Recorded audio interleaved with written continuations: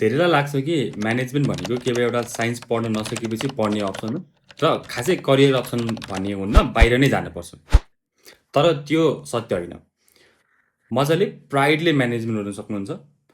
आजको भिडियोमा हामीले म्यानेजमेन्ट पढेका स्टुडेन्टको लागि करियर अप्सनहरूबारे कुरा गर्छौँ। यदि तपाईँलाई यस्तै कन्टेन्टहरू मनपर्छ भने मलाई फलो गर्नु होला, अझै राम्रो बनाउनको लागि हौसला मिल्नेछ।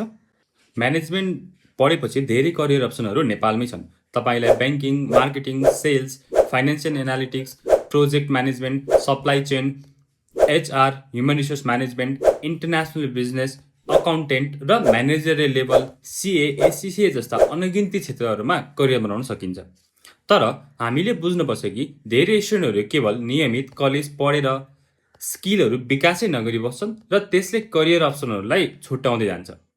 हामीले accounting skill, communication skills, leadership र प्रब्लम सल्भिङ स्किल्सहरू र अरू सर्टिफिकेट कोर्सहरू आफ्नो अगाडि करियरमा चाहिने स्किल्सहरू क्लास 11 देखि नै विकास गर्नुपर्दछ।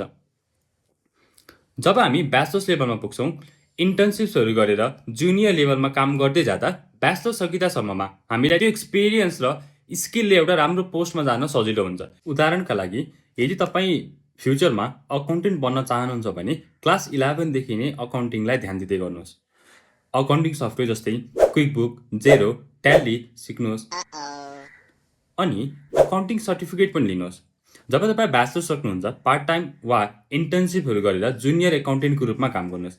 अनि जब तपाईँले ब्याचलर्स पुरा गर्नुहुन्छ, अकाउन्टेन्टको लागि चाहिने ब्याचलर्स डिग्री पनि पाइसक्नु भएको हुन्छ र तपाईँले अब अकाउन्टेन्ट हुँदै सिनियर अकाउन्टेन्टसम्म जाने बाटो खुल्दै जान्छ।